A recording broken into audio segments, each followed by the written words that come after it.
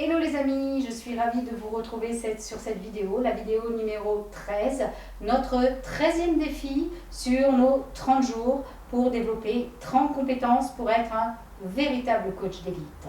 Alors, qui je suis pour ceux qui viennent de nous retrouver sur cette vidéo? Je suis Brigitte Fayet, coach, consultante, formateur, infopreneur, conférencière et je suis à l'origine de l'Institut de Coaching, Advanced Business Coaching, où nous formons avec une équipe d'experts dans différents domaines, nous formons des coachs d'élite. Et oui, comme vous avez entendu, des coachs d'élite. Par rapport à cette vidéo, j'ai envie de vous parler d'un point clé. D'un point clé qui est savoir réaliser une séance de coaching. Pourquoi j'ai envie de vous parler de ça? Parce que je me suis aperçue que au long de mes 12 années d'expérience dans les supervisions, à accompagner des coachs qui étaient déjà plutôt installés et des coachs en apprentissage, ils avaient toujours cette problématique, mais comment on déroule une séance de coaching? Il y a un process dans une séance de coaching. D'abord, bien sûr, on a parlé de la partie de la séance de cadrage, de l'anamnèse, on a parlé de la notion de l'objectif, qui est l'objectif général, mais sachez que chaque séance de coaching fait l'objet aussi d'un objectif, et ça c'est important. Alors pourquoi je vous parle de ça? Aussi en expérience. Je vais donner un exemple concret. Souvent on va dire, alors je dis souvent, je vais dire clairement que mes séances de coaching, si c'est du particulier, peuvent durer entre 1 heure à 1 heure et demie. Quand je suis avec un chef d'entreprise, mes séances de coaching sont de 2 heures à 2h30, puisqu'on est aussi sur la partie organisationnelle de l'entreprise. Alors, par rapport à ça, je ne vais pas mettre, si vous voulez, un réveil ou un chrono avec une alarme. Combien de coachs me disent « Ah ben moi, ma séance, elle dure 1 heure et 10 minutes avant la fin, je fais sonner. » Alors ça, d'office, pour moi, c'est non. C'est ne pas être dans le respect non plus de son client. Parce que si votre client, 10 minutes avant la fin de la séance, est pris d'une émotion, vous n'allez pas lui dire « Au revoir, on se retrouve à la prochaine séance ». Il va être important de pouvoir gérer aussi cet état émotionnel. Donc ça aussi, ce sont des choses clés.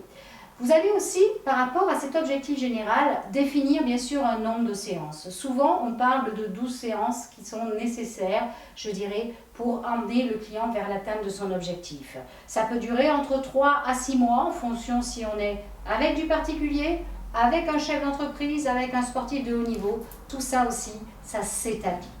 Alors, par rapport à cette séance de coaching, je vous ai dit, vous allez planifier vos séances de coaching.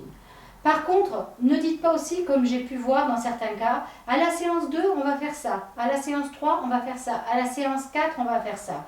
Parce que, oui, vous allez peut-être faire ça par rapport à ce que vous avez vu de l'anamnèse, par rapport à l'objectif que vous avez envie d'atteindre. Mais le départ de votre séance de coaching, c'est de co-créer avec votre client.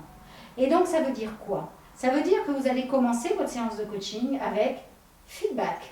Feedback depuis la dernière fois qu'on s'est vu. Parce qu'entre-temps, votre client vous a renvoyé le travail que vous lui avez demandé de faire, voir si les actions ont été posées. Le feedback, il va être important pour prendre, je dirais, la mesure de la météo intérieure de votre client. Comment il se sent là? Parce que imaginez que vous ayez prévu de travailler, par exemple, sur la notion de développer un objectif et de dire, voilà, aujourd'hui, on va poser l'objectif de pouvoir développer, par exemple, pour un chef d'entreprise, ce chiffre d'affaires, quelles sont les choses à poser au niveau de l'organisation. Pour un particulier, vous avez prévu de le préparer, par exemple, à son concours, et il arrive et il a une problématique émotionnelle, d'accord? Il vient peut-être juste d'avoir un accrochage avec sa première voiture, le cas de l'étudiant. Le chef d'entreprise, il a eu peut-être un conflit là au niveau avec un de ses managers.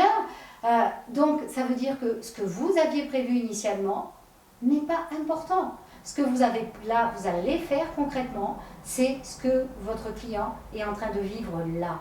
Parce que cette gestion émotionnelle va être prioritaire et ça va servir aussi pour les séances suivantes. Ça aussi, c'est le feedback, donc déjà de votre séance, de votre début de séance. Et de là, vous allez dérouler bien sûr votre séance de coaching. Et à la fin de votre séance de coaching, il est important de demander vécu de votre séance. Le vécu de la séance est important. Ce qui est important, c'est votre client, ce n'est pas vous. Hein, c'est pas flatter son ego, ouais super, c'est génial ce que j'ai fait, ou oh putain, j'ai pas été content parce que j'aurais pu faire ça et ça. Ce qui est important, c'est votre client, où il en est à la fin de la séance. Comment il se sent? Est-ce que l'objectif a été atteint par rapport à cette séance? D'accord? Et vis-à-vis de son objectif général, comment il se sent aussi? D'accord? Ça, c'est le bouclage de votre séance, sans oublier bien sûr de lui donner un travail à faire pour la prochaine séance. Donc voilà les points clés. Regardez comment vous conduisez votre séance, quels sont les points d'amélioration que vous pouvez mettre en œuvre, parce que c'est fondamental. Je vous retrouve sur la prochaine vidéo et je vous souhaite une très très belle journée. Les amis, avant de clôturer cette vidéo, j'avais un cadeau à vous faire. Quel est ce cadeau? C'est de prendre votre agenda et de bloquer votre soirée du 16 octobre. Pourquoi? Qu'est-ce qu'il y a le 16 octobre? Il y a tout simplement une masterclass que je veux vous offrir. Dans cette masterclass, je vais vous donner des tonnes de briques pour développer vraiment votre posture de coach d'élite, pour ceux aussi qui ont envie de se diriger peut-être dans ce domaine, ou même pour acquérir des choses qui sont fondamentales. Et là, vous allez découvrir, je dirais, des choses qui peuvent servir dans votre vie au niveau particulier, comment aussi accompagner des gens dans ce domaine, dans le domaine de l'entreprise, des points clés, je dirais, que vous ne connaissez pas, qui sont aujourd'hui des pépites pour pouvoir coacher en entreprise, et ainsi que d'accompagner des sportifs de haut niveau. Mais ça ne s'arrêtera pas là, parce que je vais vous apporter aussi des astuces sur la partie de Internet, tout ce qui va être lié à l'infoprenariat, comment se développer sur son réseau, ainsi que de vous donner quelques astuces dans le domaine financier pour l'installation. Si vous êtes intéressé, rejoignez-nous le 16 octobre, parce que je peux vous promettre qu'il n'y aura pas de place pour tout le monde, parce qu'il y a vraiment des pépites et c'est extraordinaire. Voilà, je suis vraiment ravie de vous retrouver pour partager ce moment avec vous. Je vous embrasse et je vous souhaite une très très belle journée.